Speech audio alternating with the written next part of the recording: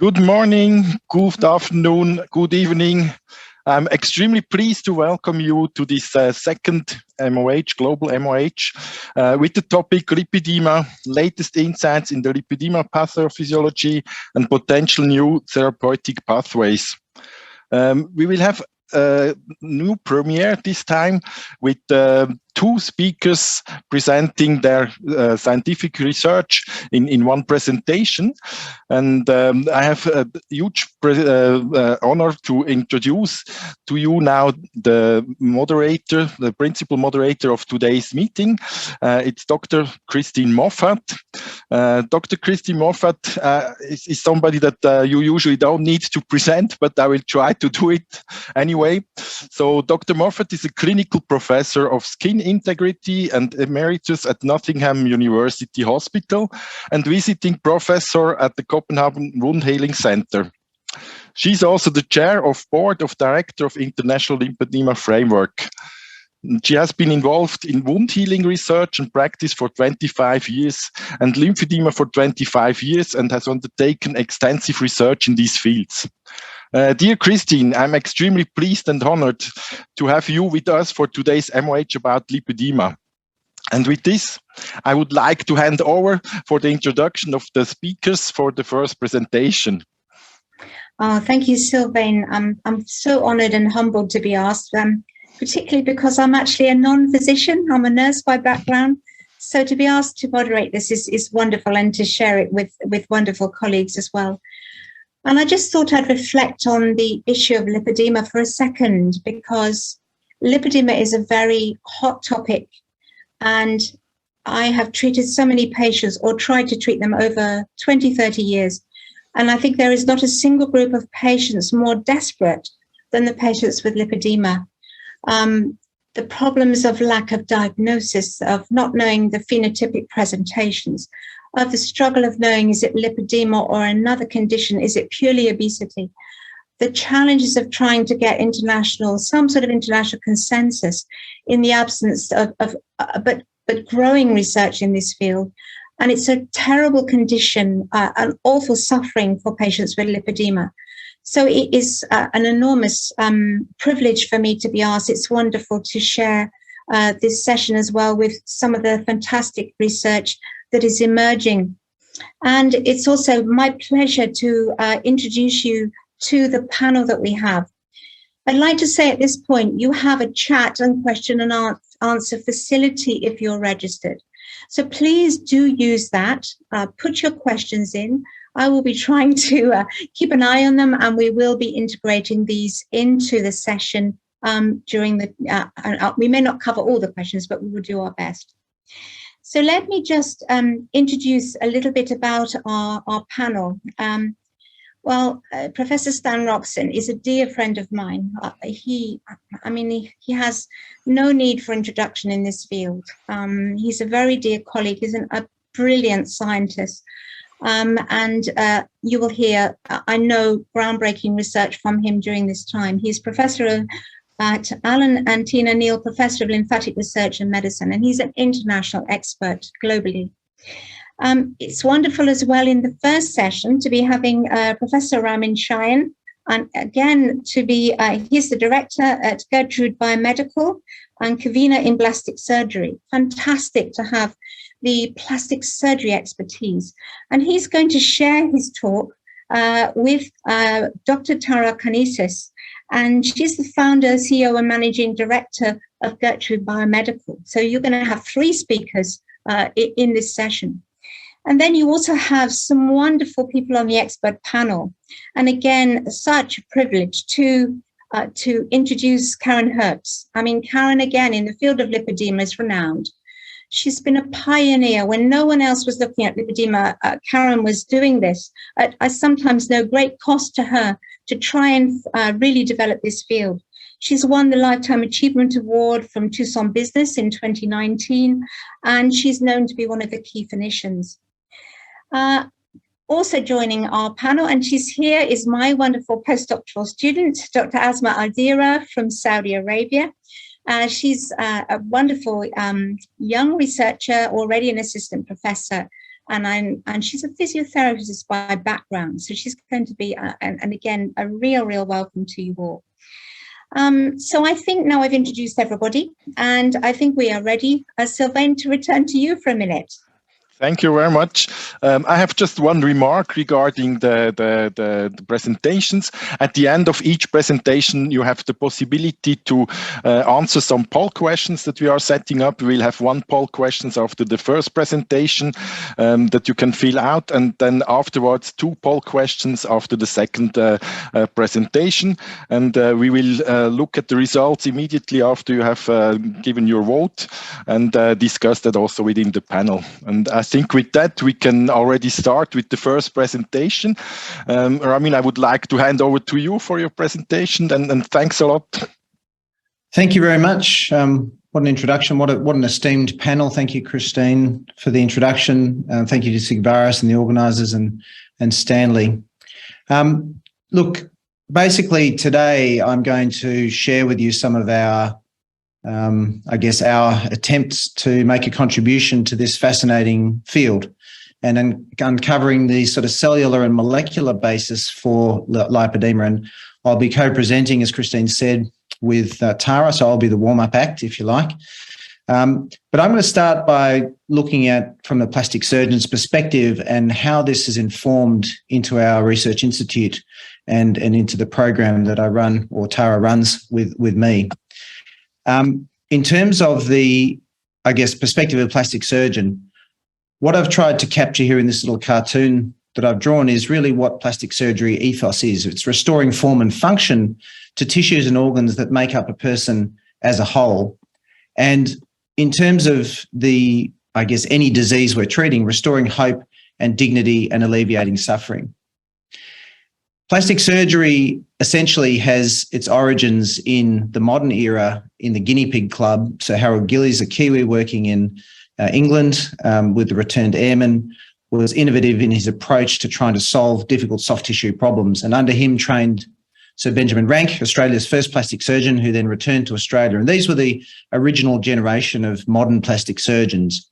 From them evolved the microsurgeons. So Joe Murray, Nobel laureate for doing a renal transplant, and then people inspired by him, local people in Melbourne, and Professor Ian Taylor and Bernard O'Brien took up the mantle of microsurgery, the next evolution in plastic surgery. Before Bernard's untimely passing, Wayne Morrison took up the mantle and was one of the founders of the concept of tissue engineering in plastic surgery, another evolution. And so as we go through this, there's this continual concept of evolving through plastic surgery into research with the overall aim of increasing the health of the patient, the whole organism and the patient.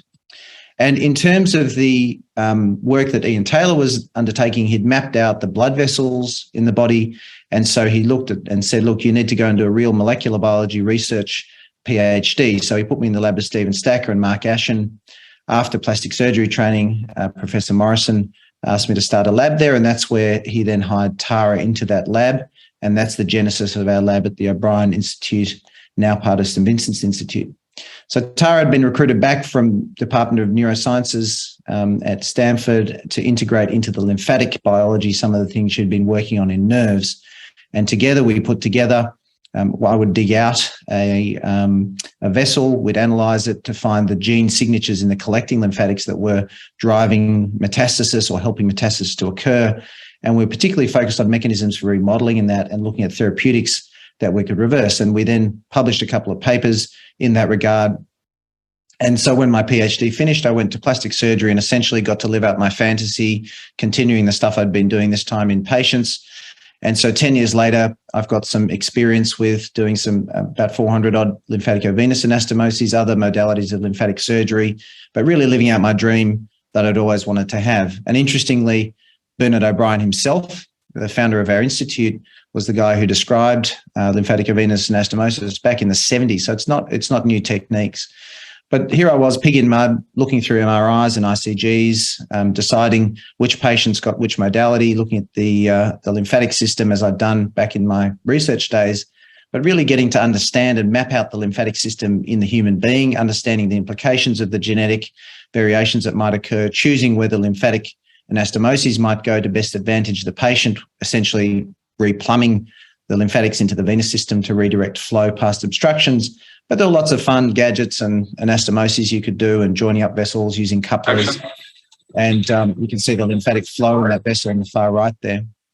But essentially, looking at lymph node transfers and other techniques was something that was leading me to look at the genes that were involved in primary lymphedema. And so, this became the daily fare. But in came a cohort of patients I'd never really seen, and they were strikingly similar in their phenotype and their morphology. And this was lipedema. So scouring the world literature to try and find out a bit more about lipedema back, 15 years ago, of course, it led me back to a publication of interest that was from Melbourne and from the very institute and the very region where I was working, which was no other than Sir Benjamin Rank himself, Australia's first plastic surgeon. A paper I'd been unaware of in 1966, he described the morphological differences between lymphedema and lipedema very eloquently, and also adapted some treatments used in treatment of lymphedema to date, Holmes procedures, for the application to lipedema. And interestingly, even back then, the parameters they looked at was footwear, being able to show your ankles and wear a dress. And to my knowledge, Benjamin Rank's paper was the first comparing the morphology of the vessels in lymphedema and lipedema under the microscope in histology. And so even some of the plastic surgery luminaries, even from beyond the grave, were sort of willing this lab to happen. So we had no choice, really. So our lab is organised in a couple of different groups. Tara runs a couple of the lymphatic and regenerative medicine and adipose labs. We investigate radiation injury, lymphedema, fat therapeutics and grafting, as well as this arm of lipedema, which we'll talk about. And so really what we're looking at is looking at the adipose switch, both sides of the adipose coin. And what I mean by that is that obviously we need fat. It provides padding and energy, temperature balance, hormone regulation. It's one of the aims of reconstructive surgery and engineering to help heal the body. But you can have too much of a good thing. And of course, the obesity epidemic has increased over the last few decades to the point that now in a couple of years, we'll be looking at over 70% of developed country populations having obesity. Huge cost to the environment and to the health budgets. And of course, in terms of the risk of other secondary diseases, these are some of the diseases, heart disease, diabetes, that are now the scourges of modern medicine.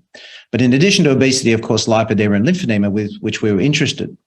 And so our aim really was to switch on the fat that we wanted to grow and switch off the fat we didn't want, and to develop therapeutics once something understood the mechanism to both sides of those coins. But where to start? A lot of the work at the time was largely observational, historical sort of lymphedema research. And so we realized quite quickly that there was a hole in the sort of framing of the questions. There was a gap in biomarkers. And then, of course, the therapies that would come from knowing a mechanism and would in turn lead to credible funding, because at this time, of course, lipedema was very much a fringe interest. So we took the same strategy as we do clinically. We teased apart the parts of the lipedema limb and said, well, we need to address each of these mechanisms separately. At the time, it was pretty rudimentary. It's essentially recording the shape of the body, seeing what you could do with fairly archaic technologies like liposuction and surgery. But observation is powerful, and everyone in this audience can tell that even though there's a variation in body types, these patients all have lipedema in one shape or form, whether it be overlaid with lymphedema or obesity. And of course, one of the problems has been a good staging mechanism or nomenclature. And I personally subscribe to Karen Herbst's description, published a few years ago. But the main thing really is that we're all talking the same language across specialties and disciplines and across practitioners and researchers. This is a nice installation in a museum called Mona in Tasmania. It looks like a lipedema car to me, but it just reminds us that the body shape is quite typical and can be overlaid with other things. So if there's obesity or lymphedema present, we always treat these conditions on their own merits first, with the aim essentially of breaking the cycle that is immobility becoming relating to obesity, relating to arthritis and other secondary mobility problems, and then going back to more mobility issues. Every patient is treated in a team. It's imperative to have trained and very cognizant therapists trained in the MLD and the garment techniques that are required. I routinely image the patients to understand their lymphatic pathways, and also if they're obese, get bariatric specialists involved, give them 3 to 6 months to improve any of these comorbidities if present, then consider microsurgery. And essentially, when we look at a multidisciplinary setup, we need to have all of the allied health teams present. We need all of the algorithms used in lymphedema present and available and adapted to lipedema, but also to have useful databases so that we can then feed into the molecular biology. And ultimately, what this all starts with is, what are the patient expectations? What are the definitions that the patient see as successful treatment? These are important around which to base our research questions, because you can see the original paper by Homans in 1936, the expectations weren't really that high. And even when Benjamin Rank reported on his series of 15 cases over 18 years in 1966, the average hospital stay was 10 and a half weeks, and there were some pretty severe complications, which obviously at that time was acceptable, but maybe not today. So in modern terms, then, defining the problem, obviously it's still a progressive chronic disease, as he described, starting in puberty, exacerbated now by IVF, which wasn't around then, by pregnancy and menopause, refractory to weight loss, familial inheritance. We don't really have a great handle on demographics more than we did back then, and a lot of the populations around the world are extrapolated from quite old data. But of course, the health problems and the budgetary effects on the health system are still very real. So what are we actually treating? We're treating stigmatization, the fat shaming, the self-esteem problems through social media and cultural insensitivities, clothing and mobility and activities that patients can't do, emotional distress and depression. And there's some very real quality of life impairments that take place. There are some very real complications that take place. And so when we look at all these difficulties altogether, this becomes a much bigger health problem. So what are we really trying to do? Enhance the patient's quality of life. I'm going to walk you through an example of a patient. This is a nurse from Queensland, Australia, very active, very fit, clearly not obese, does triathlons. Now, this is through her journey of surgery, liposuction, going back home at day 8 to Queensland, and then representing for the second stage. I do the legs in different stages so that to avoid certain complications. And so here she is now coming into a recovery, and you can see that she is extremely motivated. And this is a key to judging the patients. And if there are motivation problems, one has to quickly assess that and to help them to work on that, just as one would a physical comorbidity that they need to address. But you can see that 12 months down the track, this lady really has resumed her lifestyle very well. That's her daughter next to her in a photograph. She's wearing a dress and heels, which she never had done. And she's back working and doing all the things that she wanted to do. So really, even though it is quite an archaic way of doing things that we have to work with here, we can, if we choose the right patients, we work with the patients, work with the team of therapists, we can restore form and function and achieve some of those aims of plastic surgery, restoring hope and dignity. But what is the ideal leg shape? Well, that's very personal. Certainly some patients say, I want dancer's legs. Others say, take everything you can because the tissue is so painful. And so that's really a personal thing. But one thing I sort of have come to see is that even patients now, for example, this patient 5 years down the track after treatment of stage 1 disease with surgery, definitely they've managed to maintain the benefits. Definitely they've managed to maintain the gains that they had. Some patients, they walk in, you think, surely there's nothing wrong with you, but you lay hands on their leg and they jump. You can feel the spongy tissue, all those characteristics. And so it's interesting because these are an interesting group because they don't get listened to by the other lipedema patients and taken seriously because they look essentially normal. But it's an important group we have to still show a lot of compassion for. Even at a few months down the track, we can see that a young lady like this has a lot more confidence as measured by going on social media sites that I'm not that familiar with, but you can see that she would now expose her legs and interact in ways that she wouldn't have normally. And also with higher stages of disease, you can see that there are some benefits to be had. But remember, these patients, every leg you're seeing has taken me 3 or 4 hours of work, plus all the pre-op, plus all the post-op. So really, this is a very labor-intensive form of treatment, and it's not something where you could expect to treat the whole population. And if there's weight loss to be had, well, you take that and that makes it easier and they get a better result. Certainly some of the patients who have achieved great results through weight loss have been able to also, get rid of a lot of other problems like blood sugar problems and other factors, blood pressure medications and so forth. But these are some results you can expect. And certainly even though it's a hard modality to get these people treated, when you do treat them, you see a lot of them really kick on and take the benefits and grab it with both hands. Certainly treating lipedema has other secondary benefits. They can get other surgery done. Sometimes they need knee replacements. They weren't eligible because of the tissue on their knee. They can get those and so forth. We'd have to conclude, however, overall, current treatments, we'd have to call them limited and non-curative. The surgical measures definitely are not curative. They're costly, they're interventional, they're uncomfortable and costly and time-consuming. And so some patients just can't access them because of those funding reasons we talked about, especially in the absence of the lack of diagnostic tools and markers. This makes it even more difficult. Some patients are just too high risk and some are inoperable. So really, we're still fighting ignorance. Delayed diagnosis, no genetic diagnosis, no item numbers in our system means no public hospital access, no access by funding agencies. Years of lobbying, and the outgoing Minister for Health here said to us, yeah, we'd love to fund it, but we just need something to prove which patients have it and which don't, and that's our problem. Why a solution now? Well, treatment has really failed so far. Quality of life is even more paramount to people these days. Because of the surgical treatment, we do have tissue, and the technology analytic platforms have improved. Customer organisations and fundraising is now gaining momentum, and public advocacy demands that there be something better.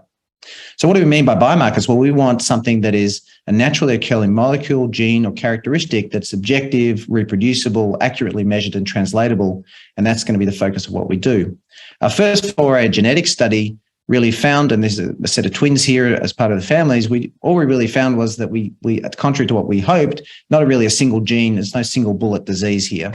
There are multiple pathways, and we've just submitted the manuscript on one of those pieces of work. Our refined approach, therefore, was to look at a different platform, and Tara is very keen to look at an omics platform, so lipidomics, metabolomics, and so forth. So looking at a comprehensive omics platform across multiple modalities to find the stem cells driving the disease, their behaviour functionally, and what their molecular profile was our next focus. And so in terms of the getting relevant candidates across multiple platforms in this sort of omics approach, identifying those candidates in detail through validation, and then finding some small molecule inhibitors, that was the basis of the paper that Tara is going to talk you through the data from. So really, it's my pleasure to hand over to Tara. I hope that's been a sufficient warm-up act. And here's Tara Karnezis.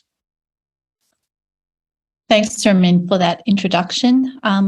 Good evening, good afternoon, or good morning, depending on where you are. I'll just describe or discuss the manuscript that we published a few months ago. It is just the tip of the iceberg. There's a lot more work that we've done, and we are very excited by what we're going to be discovering in the next few years. So what I'm going to talk about is a gene called BUB1, and we discovered it as part of our omics platform, interrogation of lipedema tissue. And I'm just going to go about how we went about this whole experiment and how BUB1 came about. Thankfully, there are drugs, preclinical drugs that you can purchase to test your hypothesis. So we did that. And I'm just going to conclude with some of our findings. That's the team. That's myself. I run the lab, the lipedema lab at SVI. Ramin, who I collaborate with very closely. He's the surgeon who delivers the tissue and provides a lot of very good insight to the patients themselves. And my postdoc, Dr. Mussarat Ishak, who did all the experiments. So what we wanted to do is we wanted to assess lipedema patient, their tissues specifically. And you're aware that there are 4 stages of lipedema, stage 1 to stage 4, with differing severity of disease. The patients that Ramin treats are largely stage 2 or 3 because they're the ones that are requiring that debulking surgery that Ramin performs. So what we did was we essentially asked a very simple question. What is the difference between lipedema tissue and normal obese tissue or non-lipedema tissue? So we got BMI matched BMI matched lipedema and controlled tissues from thighs. So Ramin made sure that they were resected from similar anatomical sites. and we interrogated this tissue. You can see here just a macroscopic observation. Lipedema tissue is very fibrotic, very nodular compared to the very smooth, buttery-like texture of obese tissue. We did a simple experiment where we utilised the RNA-seq platform. So this is essentially looking at genes that are differentially expressed, genes that go up or down in their expression levels. And this is indicated by the map in the middle of the figure here. The colours simply represent genes that are differentially expressed. You can see that there's a very clear demarcation between genes from lipedema patients' tissue as opposed to the obese control tissues indicated by blue and red matrix dots here. That told us something very profound. That told us these tissues really separate quite nicely between non-lipedema and lipedema tissues. So we went on to assess the stem cells themselves. And the reason why we chose the stem cells in the first place was because they are the precursor cells to adipocytes, the fat cells that make up adipose tissue. So we thought that that would be a good place to start, because if there was anything that might be dysfunctional, we may be able to see that in these cell types. This is just an example of a stem cell here that sits around a blood vessel. So they kind of tend to reside around blood vessels. And what was very noticeable and compelling to us was when we scanned the lipedema tissue, we found that the numbers of stem cells were way higher in lipedema tissue as opposed to the obese non-lipedema tissue. We then went on to interrogate the cells themselves. And in order to do this, we had adipose tissue taken from lipedema donors and obese non-lipedema control patients. We then developed an assay to generate a stromal vascular fraction that contains the stem cells themselves. We were able to characterise these stem cells by a variety of methods, including FACS analysis. And then we were able to differentiate them into adipocytes and characterise if there are any differences between the stem cells from the lipedema patients and from the obese non-lipedema patients. And to cut a long story short, we found differences in that the lipedema stem cells, when they are differentiated, when you force them to become, or when you stimulate them to become adipocytes, they actually form different types of adipocyte. The globules within as indicated in green here, you can see very lovely little lipid-filled vesicles. That's what's indicated by green. And it became pretty obvious to us that at least the architecture of the adipocytes looks very different in lipedema patients. You get smaller lipid droplets, but more of them. So the architecture of the cell is different. We wanted to go in and interrogate the types of lipids that are produced in these adipocytes that are from differentiated lipedema stem cells. So we did a lipidomics analysis. So we put some of these through a mass spec analysis platform.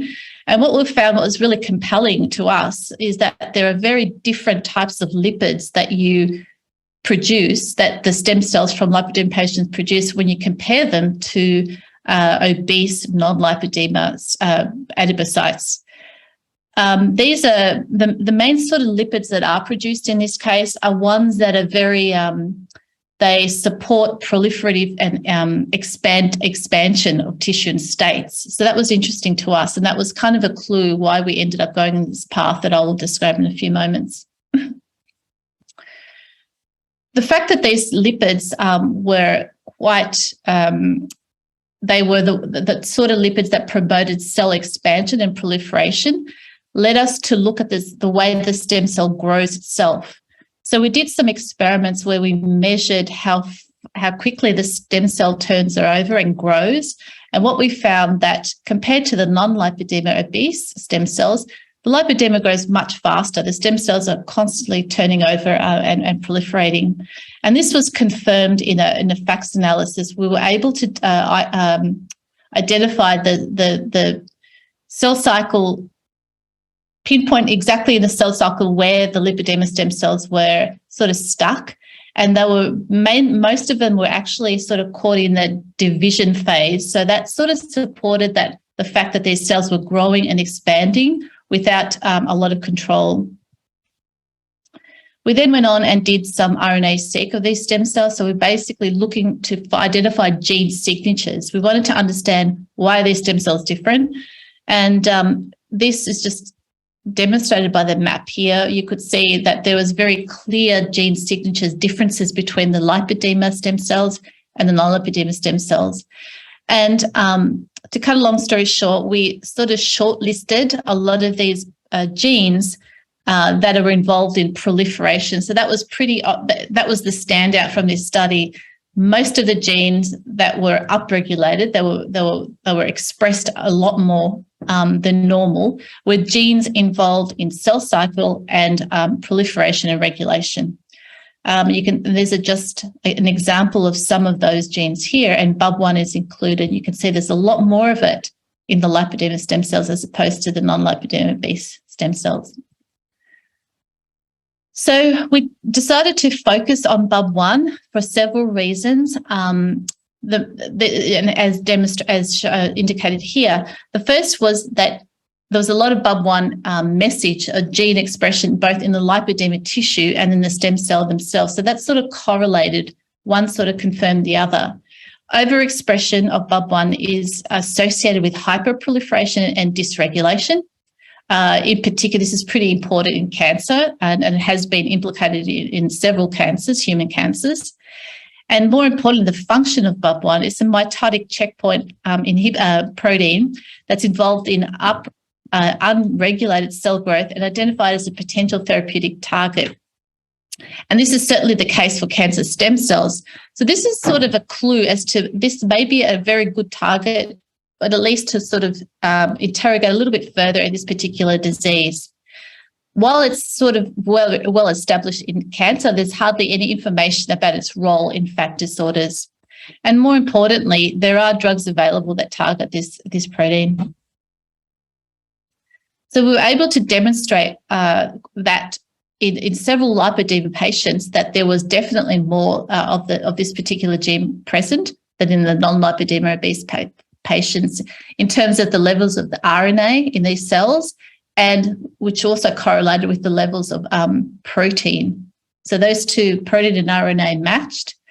In particular, the other thing that we also tested was that BUB1, the way it works is that you can measure its activity by looking at downstream phosphorylation signals. So we did a bit of signaling work, and we were able to show that in the case of BUB1, there's a lot more signaling going on through BUB1, as indicated by the histone 2A signal demonstrated here in this Western blot, compared to the non-lipedema obese stem cells.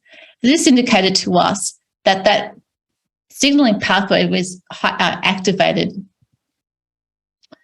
So what we did next was to demonstrate the fact that if you remove BUB1 genetically from the stem cells, what happens? Do they grow normally?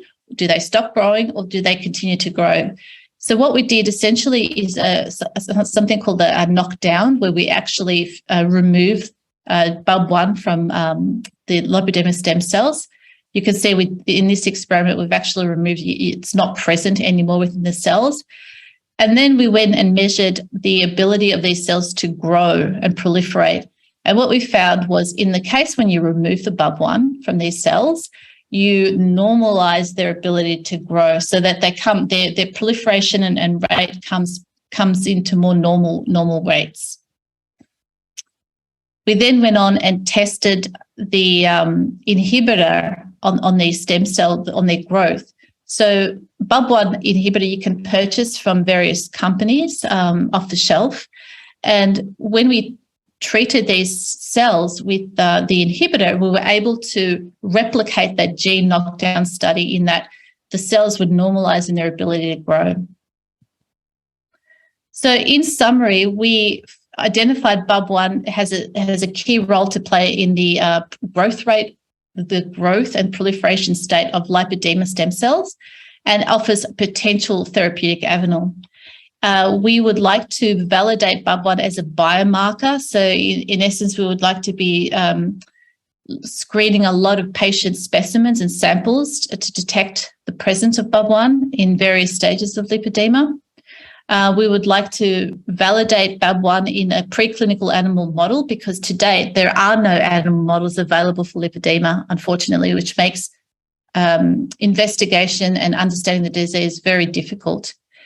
Of course, can't do any of this. We cannot do a lot of this research if we don't actually have funding. So we're going to put all our research data into getting grants, and that will allow us to move to the next phase of the study. We would then like to go on and design novel BUB1 inhibitors so that we could potentially make ones that are more potent and efficacious. And ideally, we would like to expand this knowledge out into obesity and other metabolic disorders that Ramin also treats. Lastly, I would just like to thank you all for your attention. It has been great to present to you, and Ramin's here now. Special thanks to the organisers, my team at St. Vincent's Institute, and our funding bodies. And whenever you can or are in Australia, please make sure you come and visit us. We'd be delighted to host you. We'd like to thank, I'm a talking head here in the corner, but we'd like to also thank our funding bodies, in particular McMullen Family Trust, Stafford Fox and Wicking, and of course a special thanks to Stan and to Karen, who've been extremely supportive throughout our journey. Before lipedema, Stan, and you can see there, that's a pretty old photograph. That's, I think, 2018 Gordon Conference. But thank you, everyone, for your support. And, it's also important to say this is one of the specialties out of plastic surgery where I think I can't believe how much I've learnt from the patients. I've learned so much with their generosity, with their patience, with the C, and from the therapist as well. So it's a really wonderful field to work in because everyone is actually pulling the same direction, very collaborative. And I certainly can't think of another field in plastic surgery that is as rewarding in terms of seeing the effects on the patients, the gratitude they have. So I think, Christine, you nailed it on the head. It is the most desperate group, but if we as a community look after them, they have the capacity to be the most grateful group as well. So thank you very much for your time, and over to you for any questions or whatever you decide. Well, I would just quickly like to say absolutely brilliant. Thank you so much. That gives us a real hope. Fantastic work. If we can do anything as well to support you as an international community, you know that we are there. I'm handing over now to Sylvain. Thank you so much, and a really great presentation, Ramin and Tara. Thank you so much for this. I have to point out that there is a possibility, of course, for the audience also to ask questions. There is a Q&A button on the down on the screen that you can use. You can use that to ask questions to the presenters. To give you some time to ask your questions, I would propose that we look at the first poll questions that we have prepared for you. So the first poll question is, which of the following is significantly altered in lipedema patient if compared to non-affected controls in your point of view? There's a single choice. We give you some time to answer that. 70% think all of them. I think there is a quite good interpretation also of the results of your presentation. I don't know if you want to comment on these results, Ramin and Tara.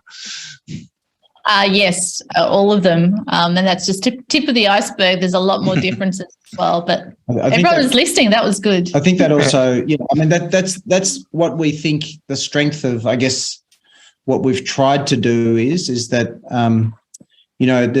what we want in the field is validated information that is as robust as possible. And of course, getting it across those different parameters helps us to believe that it's a real result. And I guess that hopefully then there's a way of inhibiting that at several potential different levels therapeutically. Yeah. Great. So, Sylvain, shall I just would like to ask our expert panel, what are your feelings around this presentation for you? I'm going to start with Asma. Asma, you're from Saudi. What do you feel about this poll question and what you've heard? Well, this is really promising. I mean, research, it's really nice because what we're facing, and in Saudi, I think it's very similar to everywhere, is the lack of diagnostic markers because it's all depend on the patient's history and it's on the diagnosis, the subjective, let's say, diagnosis that comes from the patients to the healthcare providers. So to have such a marker that have, let's say, cut points and show that the patient might have a lipedema with the, fantastic for the healthcare provider and for the patients themselves as well, to have a certain diagnosis. Thank you, Asma. I think have we still got Karen online? I think she was not able to join us, unfortunately. Okay. Oh, that's a real shame. So maybe, Stan, would you like to comment, Stan, just before we move on to the next one?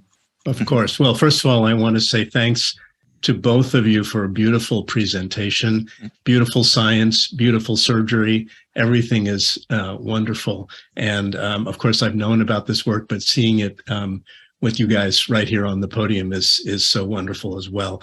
I think what validates all of my thinking about lipedema is the notion that as we bring the various strands together of the biology, it's very clear that there are myriad influences that have to converge in a kind of perfect storm in order to allow this specific disease phenotype to emerge. And I think you're doing a beautiful job at unraveling pieces of this so that once we understand what some of the pieces are, it's like a jigsaw puzzle. Then we can begin to look for the matching pieces that will allow us to put together the entire image. And so this is tremendous. I'm so excited about this science. And in the interim, until we can treat these patients in a more molecular way, Ramin, the magic that you're able to do on the operating table is truly phenomenal.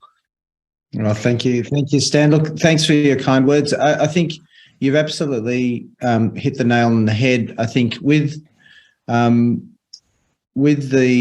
issue is that I know that even when this paper came out, and we've tried so hard to couch the terminology around this is not a cure, this is not even a diagnostic, we haven't validated it as a biomarker.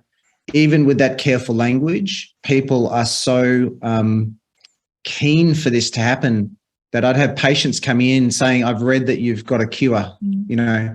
And so it's really, it really shows how much the community has to really be responsible because of that sort of sense of desperation we've been talking about for something to be found, to really gauge expectations, just like I was talking about with the clinical expectations, even more important with the research, because it's one false step here without finally we're getting this momentum going, one false step where we give false hope or are portrayed to be claiming something that hasn't been really validated yet.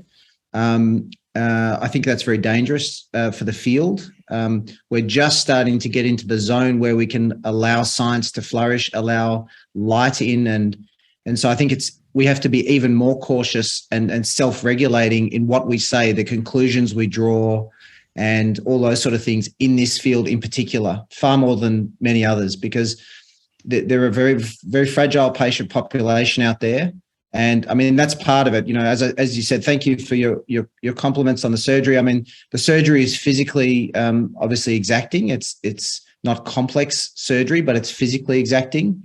but it's nothing compared to the emotional fatigue of having to unravel the years of battered self-esteem and disappointment and all the stuff that goes with it in our society, unfortunately. So I think this is where sustainability of treating this population plus responsibility of how we message what we do develop is really, really important. I think, Ramin, there's such wise words from you. I really could not have summed up the need to deal with this. I mean, I come partly from a social science perspective, and I look at why is lipedema so difficult? I think of the battle that Karen has had, for instance.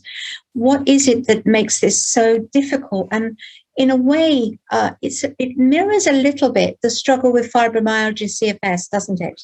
In terms 100%. of how negative connotations emerge and people are labeled in the wrong way and blamed, and then they become the unpopular patient and the desperate patient.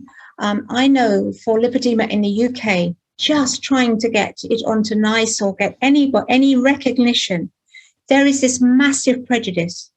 So the need, in a sense, we have an even greater need to take every step so carefully because of the inherent prejudice that exists in this population.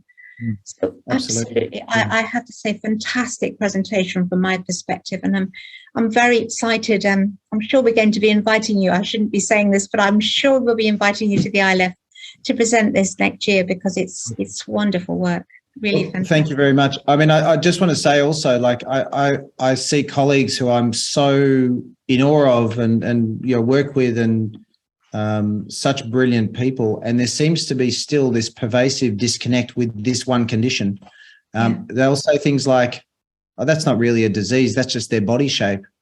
And these are really highly educated people who almost have this like short circuit mentality to some deep-seated, not bigotry is too strong, discriminatory thing that triggers, because hang on, how can you say it's just body shape? It's like saying it's just hair color, it's just eye color. Everything is genetics.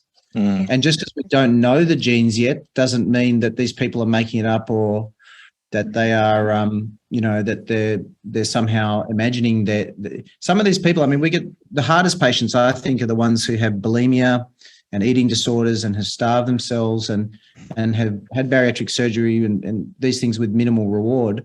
I mean, the psychology of this, there should be dozens of PhD students working on, just because there is a type of body dysmorphia that comes uniquely in lipedema. And that girl I showed you, 5-year follow-up, stage 1, that slide, I'll never forget that. We took her dressings down the first time and she cried for 5 days straight.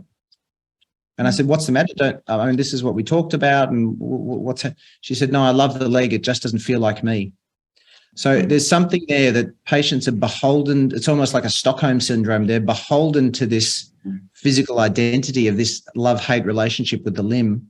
And it's very, very complex and very, very underestimated because of these prejudices, I think. Yeah, thank you so much indeed. That really fantastic. So I'm very mindful of the time and trying to stay on time.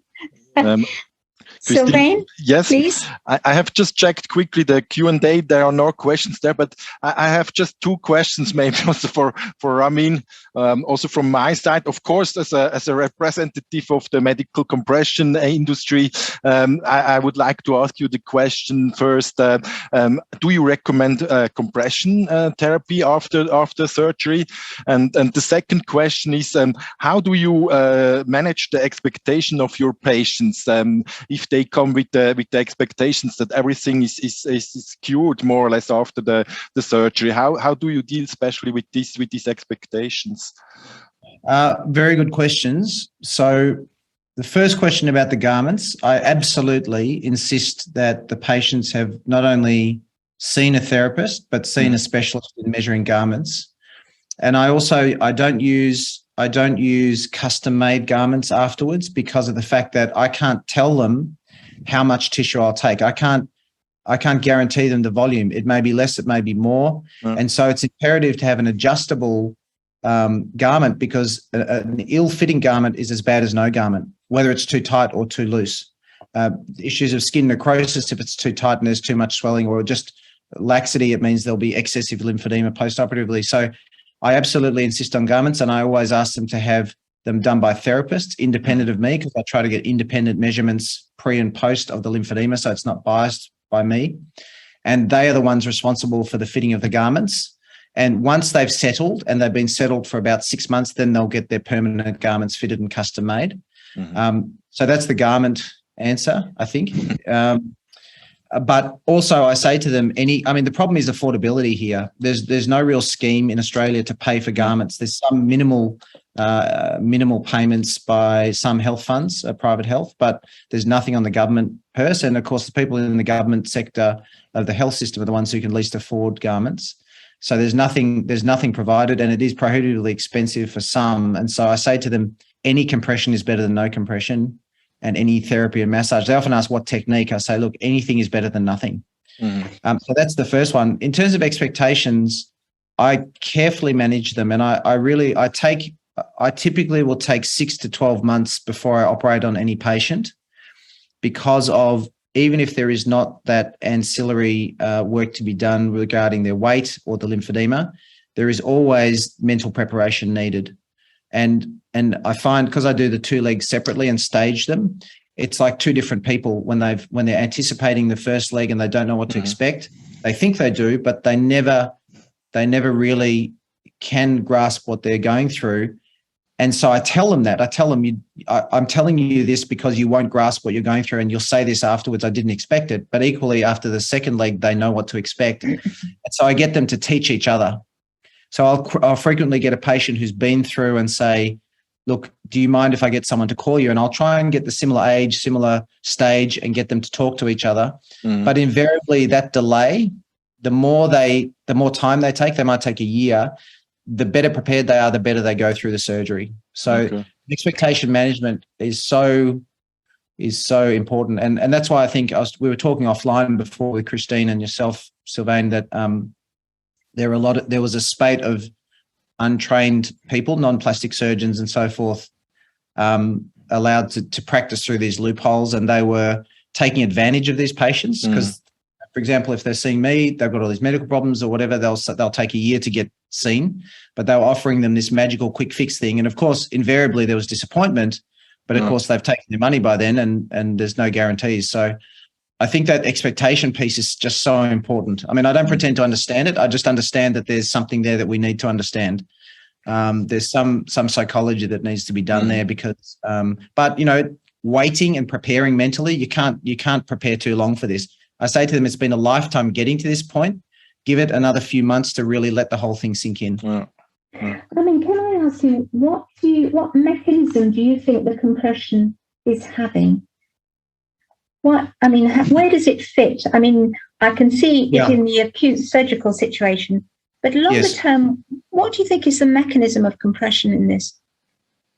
Look, I think it depends very much on the individuals. So if there are patients who have problems with their lymphatics prior to surgery, invariably the surgery, obviously, like if I twist my ankle as a non-lymphedema patient, I twist my ankle, I get inflammation. It's how my body deals with that inflammation. Either it dissipates or it's maladaptive, and it has this vicious cycle and goes on to form a sort of progressive, permanent swelling. In these tissues, there's a lot of patients, I think, who are borderline dysfunctional but function okay. So for me, it depends on where the patient's lymphatic system is prior and what the health of the tissues is prior. In the acute setting, obviously, it reduces some swelling within reason. It can't be too tight. But in the longer term, I think having the ability to take the pressure off the lymphatics, which are invariably dysfunctional, varicose veins and lymphatic problems when you scan these patients with ICGs. And I'm not talking about, I do LVAs on a lot of patients when they have frankly dysfunctional vessels. But I think probably there's a couple of problems going on here. I mean, Stanley, I'd love to hear your thoughts on the genetics. I think it's just so complex that you don't know which is the interplay of each one. And the other thing I find fascinating is the types of genetic lymphatic problems you see in family members of lipedema patients, the types of adipose disorders you see in family members without lipedema. There's something going on here. We just haven't gotten to the bottom of it. So I think there's probably borderline functional lymphatics that benefit from not being challenged day to day by gravity, is the summary. Yeah, I mean, I was wondering about the venous component. It really feels like we need an international epidemiology study, doesn't it? Having just run one in lymphedema, I think I maybe have the energy to think about, could we do an international epidemiology study on this? Because this would give us some of these answers. Well, it's also important for funding, Christine, to have the bean counters aware of how big the problem is. Yeah, that's it certainly, is. Yeah. Thank you so very much. That was absolutely brilliant, and I'm aware of time, so let's move on to Professor Stan Rockson. Stan is, I don't really know what to say about Stan because he's the giant in the field of lymphatics and is also a really wonderful person to work with. Personally, he has supported me through the last 10 years of publication and has been just so committed to this. And Stan, we just look so forward to hearing what your work is. Again, I'm sure you're going to be sharing some really leading stuff again with us. Well, thank you, Chris. That is really a lovely introduction. And I must say, I won't be talking much about my own science. I will a bit. But my job is to shed some light on this clinical problem and to think about, in some ways, how we move forward with it. I want to say, to start with, I want to say several words of thanks. I want to thank Sylvain and his team for years of partnership and for the very lovely honor of being asked to participate and present in this symposium. And I couldn't be happier to share the podium with at least 3 individuals who have become dear to me as we sort of march side by side in this endeavor to understand lymphatic disease and biology. I've known the 3 of you for more than 20 years and consider you to be very important people to me, both in science and in my personal life as well. So lipedema, I think you've already heard quite a lot about it. It's a challenging problem because we know so little, relatively speaking. If we were really honest, we would give lipedema a name that included the word syndrome, because syndrome is typically what we apply to conditions in which there are multiple manifestations that we recognize as coexisting, and yet we don't really understand the way in which they're linked to one another. And as we unravel those interrelationships, we often convert syndromes into other named entities as we can then describe biologically what is occurring. We can't really do that yet with lipedema, and yet we understand what many of the building blocks are to this problem. A second issue is that unlike many, many diseases, maybe the majority of diseases that we deal with in human medicine, we have no relevant animal models for lipedema. There is nothing that we can create in the laboratory that will allow us to explore intensively without risk to human life. And so much of what we know about lipedema is observational on the basis of looking at and caring for patients. And to that extent, most of the medical literature that exists surrounding lipedema, of course, is very observational. Typically, because of funding problems and other issues, they involve small numbers of individuals. And therefore, many of the results will potentially be conflicting because the studies aren't large enough to really fully validate, and much information is lacking. So around all of that, I want to talk about the paradoxes and possibilities. What really doesn't make sense yet? And then based upon limited outcomes data, what do we do in the real world to take care of these patients as we are waiting for better answers of the type that we've heard in such an enthusiastic and promising way this morning? So lipedema I can attest to this, certainly in the United States, still has extraordinary problems with even name recognition in the clinical practice population of doctors and nurses. It's only a small fraction of physicians that actually even acknowledge this as a disorder. And in many cases, the physicians and healthcare providers haven't even heard the terminology. There's a paradox here. It's a common disease. We don't, as we just said or heard about, the epidemiology is largely lacking, but whatever observations have been made help us to understand that it is relatively common. And yet here we have the medical community very unprepared to take care of these patients. Their presentation, of course, can be quite profound, as you saw already in Ramin's presentation. And yet, despite this, the majority of healthcare providers will class this as some form of lifestyle obesity. So where we've gotten to, though, is that lipedema is beginning to have a voice. And I find that over the last 5 years, the coalescence of the patient community into chat rooms and focus groups, and the awareness of patients that they need to be proactive and their own self-advocates with the physician community and with the insurance community has meant that there is a growing movement. Now, we need to have something to provide this patient population who is so avid and so needy, as you've heard from the comments already.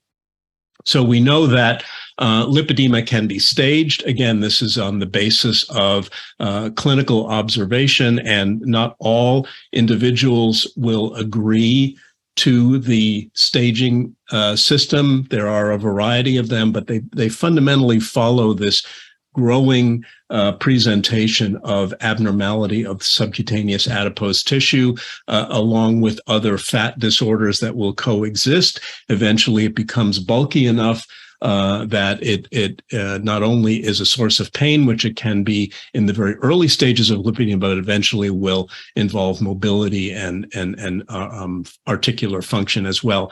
Now, there is a potentially, for me, a sense of confusion about what is typically called stage 4 lipedema or lipolymphedema, which is the coexistence of the lipedema phenotype with distinct lymphedema attributes. The problem with this staging system is that it would seem that one has to progress through the 3 initial stages to get to stage 4, and that in fact is not the case. So in parallel to the severity of the adipose component, there will be a development in some patients of overt lymphatic macro dysfunction, which is, as I'll show you shortly, I believe, an independent or an interrelated phenomenon that does not rely upon the degree of adipose abnormality. So another paradox with lipedema is we don't, as I mentioned already, have a strong evidence-based approach. What is published is relatively small in magnitude, and what we understand about lipedema patients and what to do with them diagnostically and therapeutically is in large measure inferential. Part of the problem is that there is a tremendous overlap in phenotype among a variety of disorders, and you can see in terms of the large spheres here, the big players are constitutional obesity, which has significant overlap with lipedema, the presence, as Chris alluded to, of venous abnormalities as well, and of course the very strong component of lymphatic function. And then we have the overlap with other adipose disorders and a large number of systemic disorders that are well identified that can have an influence on the expression of each of these other modalities in the clinical presentation. But our biggest problem as clinicians is to differentiate the 3 large groups that have significant potential for confusion: lipedema, lymphedema, and so-called lifestyle-induced obesity, which in itself may very likely be a multigenic problem that is not simply lifestyle, but is the interaction between the lifestyle of a body that has biological attributes that predisposes it to the presence of obesity. But I've tried to highlight with the blue squares those features that are uniquely responsible for the presentation in terms of the differential diagnosis among these three disorders. So we will talk about the fact that lipedema is essentially a problem of women, with very small exceptions, and that pain is a large component of the presentation at all stages of the condition in many of these patients. It is also symmetric, typically, in contradistinction to the asymmetry that we often encounter in lymphedema. Pitting edema will characterize the edema component and may be present in so-called stage 4 lipedema, but otherwise tends to be absent. We have the tissue turgor phenomenon, which will help to distinguish lipedema from lipedema. And very interestingly is the distinction between the predisposition to recurrent cellulitis in the lymphedema cohort, which is fundamentally absent in lipedema, and of course in obesity as well. So let's reiterate what's already been said many times, but I think it can't be said too often at this stage. The diagnosis of lipedema is purely clinical and observational. Histopathology does not help us, although I must say, as we learn more about the distinct abnormalities of the adipose through the work that we heard about today, this may change.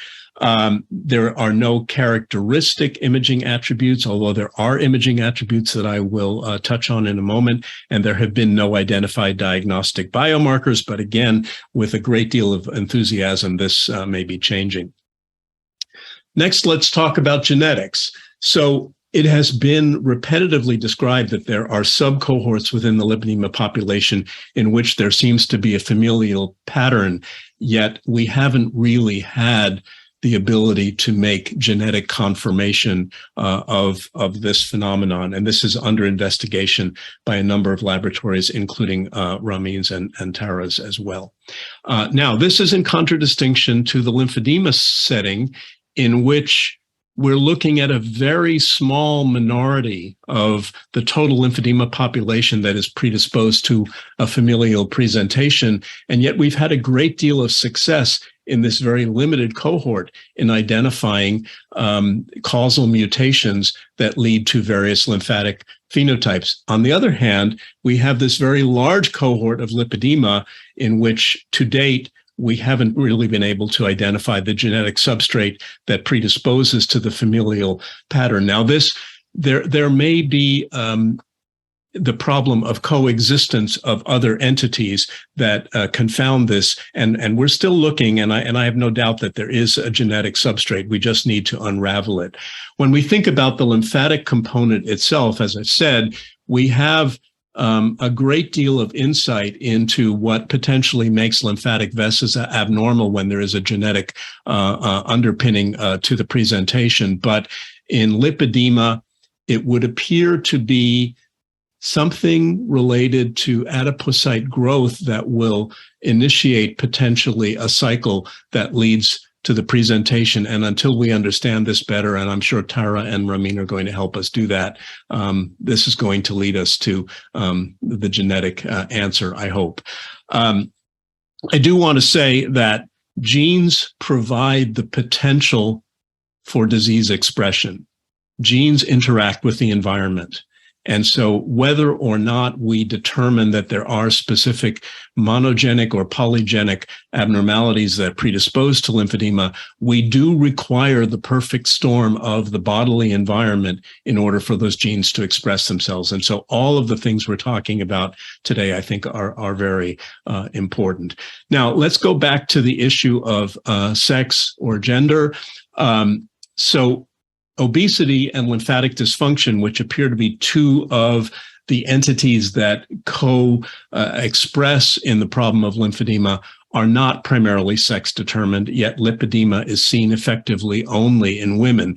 And how do we explain this? And when I say when I put the word only in asterisks, it is to say that it is seen rarely in men, but typically when it is seen in men, it is in a presentation in which there is an overexpression of estrogenic hormonal status. And so effectively, even though these are XY individuals who have, the body type of a male, it is the hormonal influence that allows the lipedema to occur in these males. So again, as we look at the interrelationships among lipedema, lymphedema, and obesity, this almost exclusively female presentation is something we must contend with. So how do we explain it? Well, there are a number of potential explanations for the role that estrogens may play here, but most of this is not explored yet on a purely mechanistic basis. There are central effects of estrogen, and largely these will relate to the uncoupling of appetite to control of body weight. Now, this will not explain in itself the presentation of lipedema. This has much more to do with the problem of weight gain in relationship to hormonal status. But also estrogens have peripheral effects that will, among other things, determine the distribution of the body weight gain. And very interestingly, because it's been a bit of a paradox, why one can understand that lipedema occurs at times of hormonal change in or hormonally presenting females. But it's been a bit of a paradox to understand that some of these patients present at the time of menopause, and this may be actually related to the postmenopausal potential dysfunction of switching from gynecoid to android adiposity. So that, again, when you have all the other influences that might be present biologically, this estrogenic influence may allow the lipedema to emerge. So the next paradox I'd like to underscore is that the disease appears to involve an interplay between some abnormality of adipose biology and some derangements in microcirculatory biology, but the relationship among these forces is not well understood. And to say it simply, the chicken-egg phenomenon is still not fully explicated, and I think that's one of the big challenges ahead of us. Now, when we look at model systems to think about lymphedema, which is apparently to some degree a close cousin of lipedema, we do understand to a much greater degree how the various forces interplay with one another. And of course, there's been a lot of attention in lymphedema to the progressive adipose deposition that occurs in latter stages of lymphedema. And yet again, this phenomenon begins very early in the biology of lymphedema. We do understand that there is an interplay between obesity and lymphatic dysfunction that has intrigued biologists now for at least 20 years, if not longer. And there are a number of mechanisms that we can point to that specifically relate to the interplay between the adipose biology and the lymphatic biology. And many of these may come into play in lipedema as well.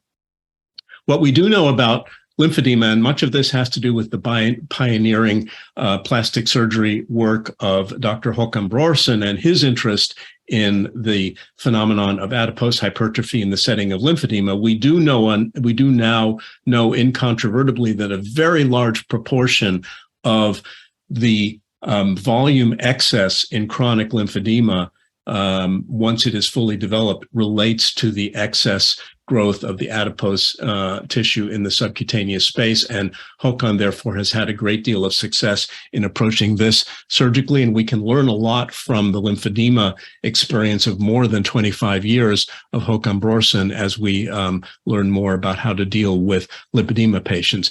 Our interplay graphic for lipedema is much more sparse because, again, we have much more difficulty in unraveling the various pieces. But this is one way of thinking about the differences between lymphedema and lipedema in terms of the pathophysiology and the evolution of disease. Again, this is quite hypothetical, but in lymphedema, we think that the initial event, or at least one can postulate that the initial event is interstitial fluid stasis that leads to a variety of biological responses that eventually will allow for hypertrophy of the adipose component. And in this particular schema, the the progression of the disease would occur in the reverse direction, so that the initial problem would be adipose deposition, which then leads to remodeling at a biological level, and inflammatory response that leads to interstitial fluid stasis. I will say that my own bias is to think about this in a slightly different way, but certainly this is a valid way of thinking about the differences between the two diseases until we learn more. My own work, and this is the only part of it that I will touch on today, has also been a bit in the biomarker realm. The biomarker that I've been involved with does not intend to be unique to lipedema, but rather to underscore the relationship of the presence of lipedema to the presence of a lymphatic dysfunction that distinguishes it from constitutional obesity, which has been one of the highly promoted ideas, is that lipedema is simply an expression of obesity and should be dealt with as such. I don't believe that is the case. And this work, I would hope, would underscore that. So just in very brief overview, we used an exosome approach to identify the molecular components that are circulating, and used an inferential approach using essentially murine models that would allow us to look at normal controls, obese mice, and mice that have a lymphatic dysfunction that predisposes to the adult onset of obesity. And this work was done in close collaboration with Dr. Guillermo Oliver at Northwestern University. And so similar to the work that Tara presented, although not using RNA-seq, we did look at gene expression profiles and in the murine model, and we've alighted upon this factor, platelet factor 4, as one that seemed to be uniquely associated with the lymphatic, but not the obese abnormal biology. And so this platelet factor 4 is also known as CXCL4. In this context, we think it is an inflammatory cytokine that is being expressed in the setting of lymphatic dysfunction. It's a chemokine released from alpha granules of platelets, but the issue here is not one of coagulation, but one of inflammation. It does promote blood coagulation and plays a role in wound repair and inflammation. It does inhibit angiogenesis, and it's chemotactic for inflammatory cells. What is of interest in the context of today's talk is that we then went to the human setting and looked at a variety of patients that we enrolled with lymphatic clinical substrates, those with lymphedema, those with lymphovascular abnormalities, including primary lymphedemas, as well as lymphangiectasia and lymphatic vascular anomalies. And we did include lipedema, but excluded patients with so-called lipolymphedema so that we could look at the pure clinical presentation of lipedema. And what we were very gratified to find is that when we looked at the sensitivity and specificity of this biomarker in the various states that we looked at that were characterized by a lymphatic defect, the biomarker seems to have a very high degree of specificity that would allow it to be clinically applied. And even in sensitivity, we find that in the cohort of lipedema patients that we looked at, approaches clinical utility. 90% is typically a cutoff that is applied to a biomarker that will be of clinical utility. So as you can see, for lipedema, it appears to be more discriminatory even than for the other lymphatic defects. The platelet factor 4 was not present as a biomarker in exogenous obesity. So again, the chief utility here is to identify lipedema as falling under the umbrella of lymphatic defect and as distinct from the presence of central adiposity, even if these patients are obese as well. So what does imaging teach us about all of this? Well, there are early clues in the early lipedema literature to suggest that there is, in fact, a lymphatic defect that is associated with the presence of lipedema. So this is a technique that has been largely abandoned, but was used in the latter decades of the 20th century, so-called indirect lymphography, where one can introduce a small amount of X-ray contrast in order to very directly look at what is happening at the tissue level. And as you know, lymphedema is associated with the phenomenon of dermal backflow. It turns out that lipedema is as well. The morphology of the dermal backflow is somewhat distinct from lymphedema, but again, this involves a small number of observations. Similarly, with fluorescence microlymphography, it was described early on that in lipedema, but not in normal patients and not in lymphedema, there are actually observable aneurysms in the small vasculature associated with lipedema. Now, it is often said that, particularly by those that don't want to think of lipedema as a lymphatic problem, that lymphatic imaging is typically normal. But in fact, that isn't strictly the case. Now, we know in lymphedema, the findings are quite profound when the disease is well established, and it's very highly characterized both by delay in the migratory pattern of the radionuclide as well as the presence of dermal backflow.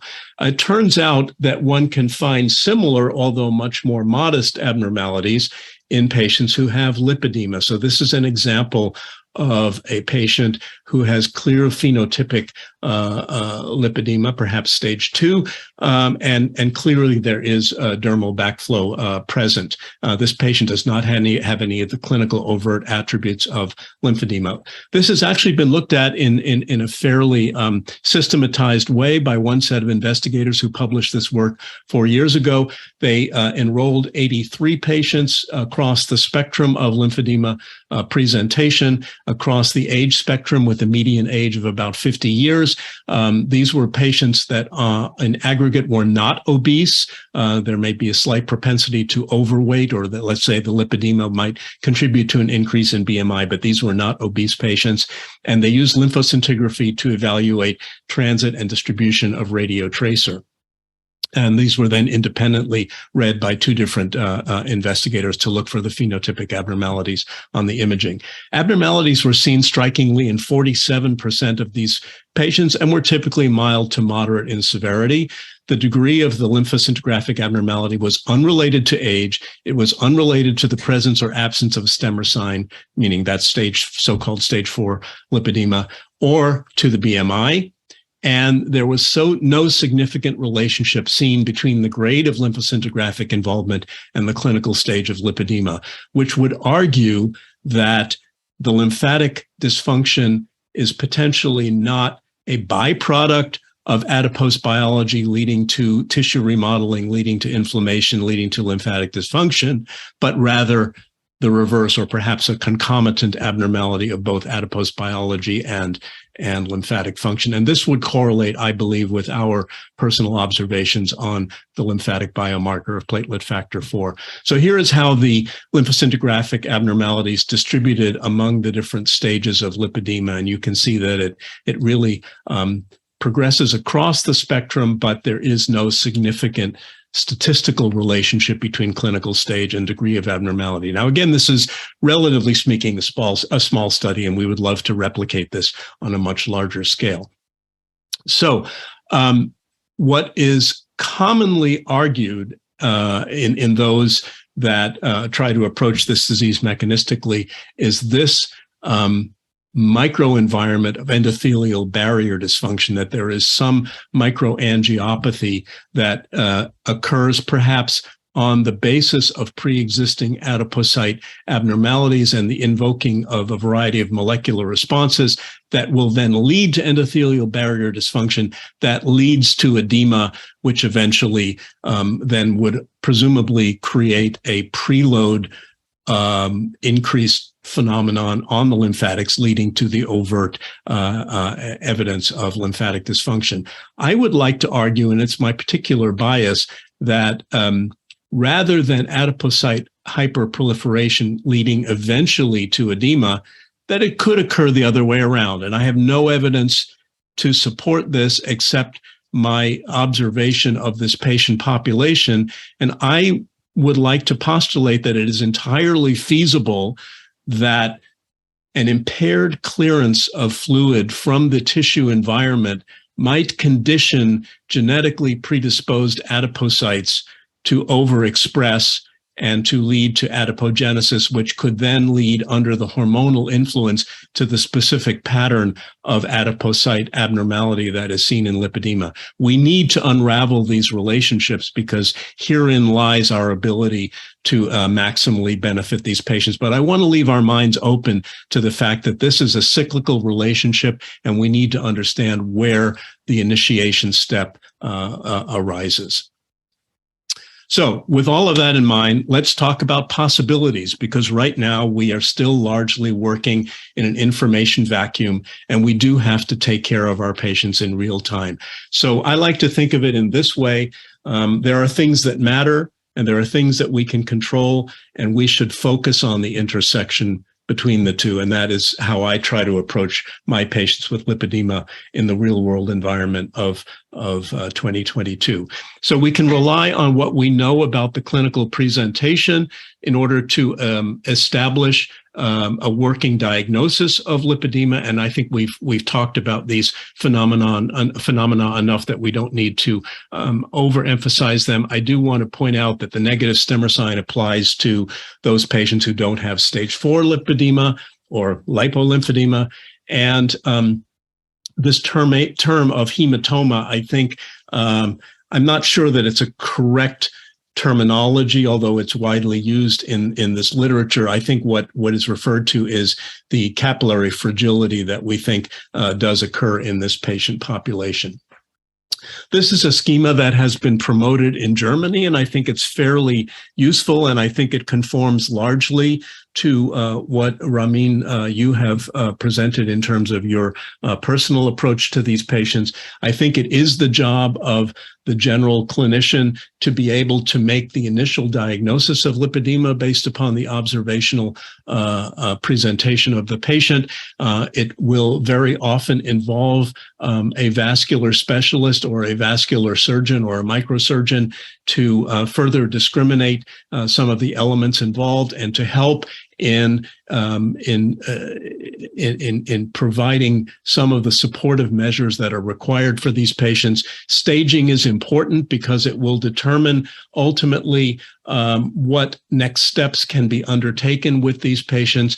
We generally rely upon elements of complex decongestive therapy to help with symptomatology and with clinical presentation. And we've already heard a bit about the utility of compression. And I would say that my own bias on this, insofar as I believe that an early step in lipedema development is in fact interstitial edema, even if it is not overtly visible. But I believe that it is edema of the adipose component that allows some of the genetic and molecular forces to become unleashed. That compression has a role, therefore, in helping to mitigate the progression of the disease. But I must stress that the use of these modalities and their objective validation has been quite limited. And in fact, most of the look that we have at the impact of these interventions is subjective on the part of the patients, which should not be minimized, but it would be nice to have some objective validation as well. Now, in the patients who fail to respond optimally to these conservative measures, we do have the kind of magic that you've seen that can be done surgically. One of the problems that exists in much of the world is how do we pay for this, and who are the right patients to receive this very labor-intensive and expensive set of interventions. In the United States, many of the third-party payers do not support the use of surgical interventions for lipedema, and that most notably includes any of the federally funded forms of reimbursement like Medicare and Medicaid. So we have a lot of work to do to determine when and where and if surgery can be provided and to whom. The estimates of the prevalence of lipedema by some reports in the literature may go as high as 10%. And I think that if we tried to provide surgical support for these patients, or even many of the conservative measures, we would break the medical bank. And so we need to decide how and when to leverage these resources. And eventually, when we have molecular solutions, I think we'll be much more efficient at taking care of the overall population. So as we move forward, I do think we have to understand what our goals are and to prioritize them. And of course, we need much better funding of lipedema research itself at a clinical and a molecular level. We do want to fully explore the surgical potential, much as Håkan Brorson has done in the setting of lymphedema, with the ability to provide long-range solutions to lymphedema patients like this. Ramin has already elegantly shown us what he can do in the context of lipedema, so I won't overstress this. As we conclude, where are we? We need to ask still, is lipedema a primary disease of adipose pathology, or is it primary microangiopathy? Clearly, these two forces interrelate with one another. It's a question of which comes first, and that may give us leverage in terms of preventing and reversing the disease at its earliest stages. While the disease is common, estimates as high as 10% of the female population, how many of these affected individuals actually need treatment? The diagnosis is currently based on clinical grounds, although diagnostic evaluation may be necessary to understand comorbidities and help in the differential diagnosis. Treatment is directed exquisitely toward relief of symptoms, especially mobility and pain, and avoiding the sequelae of the disease. And we need better assessment of efficacy of treatment interventions across broader segments of the patient population. And of course, we've stressed the notion of lymph-sparing liposuction. It is for symptomatic palliation, but of course, it addresses as well the body dysmorphia that is so prevalent in this patient population, and that cannot be underestimated. So thanks very much for allowing me very briefly to touch on the various elements in a very, very complex problem, and it's been my privilege to do so. Thanks so much.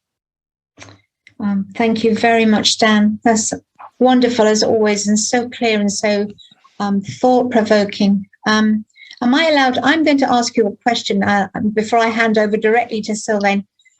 One of the dilemmas I face as a clinician is that dilemma about when everything is focused on obesity, and really clinically, how do you guide us as to whether we're really dealing with an obese patient? Because for me, that seems to be the driving dilemma. It is driving prejudice, but it also leads to poor diagnosis. So I just wondered if you could comment on that briefly, Stan. Absolutely.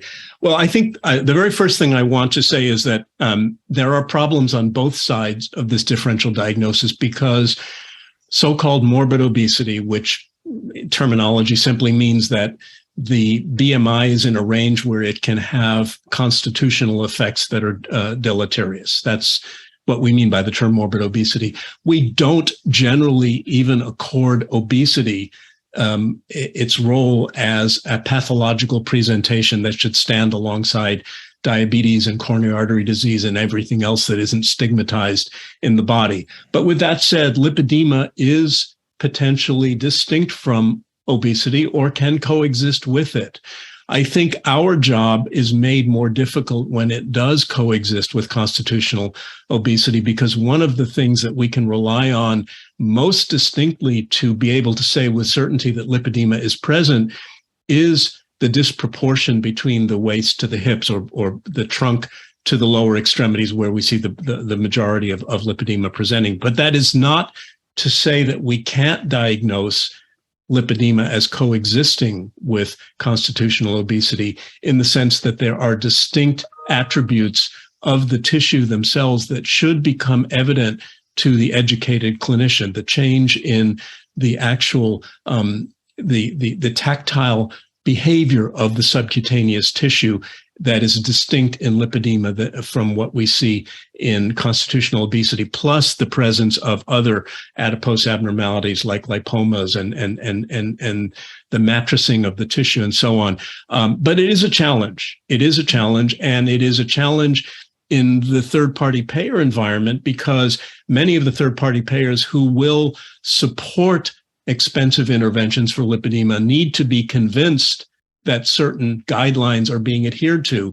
And if the guideline of a particular third-party payer insists upon a waist to hip disproportion, certain patients will be eliminated because they cannot meet that criterion of the disease. So this is where we need biomarkers, because then we can say with certainty, well, for example, I think Ramin has shown us something that's very useful in the setting of, Ramin and Tara, I should say, have shown us something that's very useful specifically to the lipedema population. But even the PF4 findings that we have had, if that could be put on a commercial platform, we can clearly discriminate obesity from lymphatic defects, including lipedema, using that biomarker. And that would put us tremendously much forward in terms of being able to reimburse care for these patients.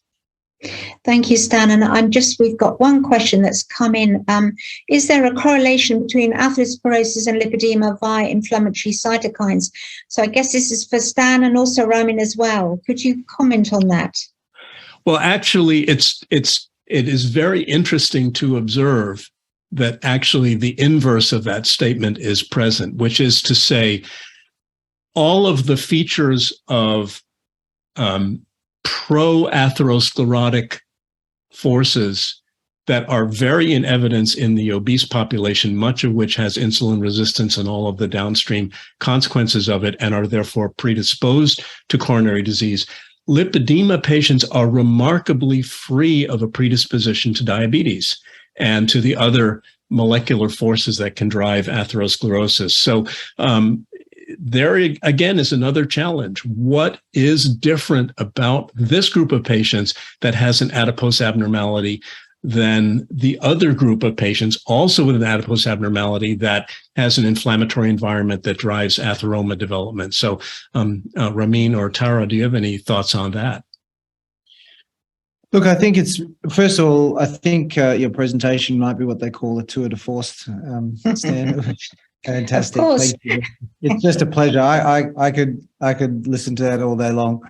I think that you're absolutely right, because I've noticed in preoperative screening, two interesting things have happened with the new breed of diabetic drugs that, of course, we have to screen for specifically to make sure that patients don't have them preoperatively. There's been a lot more attention on that.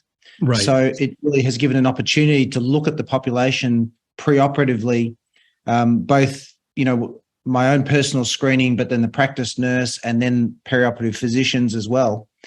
So to me, there is a much lower rate of those drugs being present and therefore having to send out letters to cancel them in the lipedema population than in the non-lipedema population, particularly the obese non-lipedema population. That's the first observation. The second is that one of the great drugs that I've found in my practice has been helping patients who have concomitant obesity has been Ozempic. Yes. And I think, Saxenda and Ozempic have been really revolutionary in helping those patients who have been refractory to weight loss. So, I mean, that's I'm very interested in the reasons for that. They seem to work even better than non-lipedema obese patients than in that cohort. And I've noticed also that because of, at the moment in Australia at least, there's a shortage of Ozempic. I don't know if that's a global shortage, but part of the reason is obviously as a diabetic medication, but also to aid with weight control. And so what I've noticed also, in addition to the fact that they're on fewer diabetic drugs in general, is that when you actually screen them for the diseases, hardly any of the population are qualifying for Ozempic because they're not diabetic. So there is a lower rate, it seems, of diabetes in this population. Mm-hmm. And the other thing is, I think pound for pound, pardon the pun, there is a lower rate of atherosclerotic disease, even in patients who you would think when they walk in, just from the end of the bed, they look quite unhealthy or whatever. You actually look at them physiologically, they're a lot better than they would seem from the sort of bedside test. And I found that interesting. As a cardiologist, you will have greater insights in that, but that's just purely as a screening thing, as an observation. And I think as evidence of that, like the apprehension about the surgery on these patients, to me, I've been very, very cautious, and I found that actually, it is a big surgery, and people who you would think, you approach with a lot of caution, they actually have done very well with it. Mm-hmm. It's interesting to speculate that the change in the biology of the adipose stem cells that you and Tara have observed may condition the adipose environment overall in such a way to temper some of the forces that would be otherwise present in a different inflammatory signature that we see in the obese population that's predisposed to atherosclerosis. It's really, it confounds me that a disease that is so biologically complex has been so roundly ignored. There's so much that we can learn from this group of patients that will extend to very, very important other sub-elements of the population that we just really need to understand this better. Thank you, Stan. And I'm going to just hand over to Sylvain now, because I think we have a couple of poll questions and we have only a minute to go. Exactly. Thanks a lot, Christine, for looking at the clock also. As mentioned in the introduction, we have this time 2 poll questions. May I ask you to show them exactly? So the first one is asking which of the following is a potential biomarker for lipidemia. There is one right answer to this question. And the second poll question is dealing about percentages of lymphoscintigraphy that is abnormal in lipedema. And here also you have a single choice. We give you some more time to answer on that, and just checking quickly if there are some additional questions and answers. No, I think it looks like everything has been answered. Oh no, there's a new one. There's one coming from Dr. Bukhari. Can liposuction turn lipodema into lymphedema? Who wants to answer that from the experts? I think Ramin is the perfect choice. Well, I think the question, can it turn it into lymphedema? If we're talking about lymphedema being interstitial fluid dysregulation versus fibroadipose tissue deposition, 2 different things. I think any cause of trauma to the tissues, including liposuction, definitely can cause inflammation and localized, potentially temporary interstitial fluid aggregation, otherwise known as, early lymphedema. Whether that stays and becomes permanent fluid dysregulation, and whether it becomes then adipose tissue, my feeling would be that, I tell patients, if the interstitial fluid sits there enough, it'll set like jelly in the plate.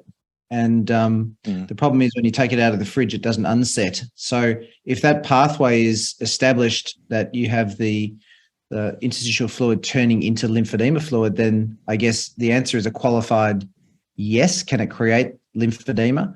But I think if you treat the lymphedema component in response to the liposuction with adequate therapy and compression and diligence, not a patient not being too overactive and resting enough, then that's a temporary phenomenon that can be overcome.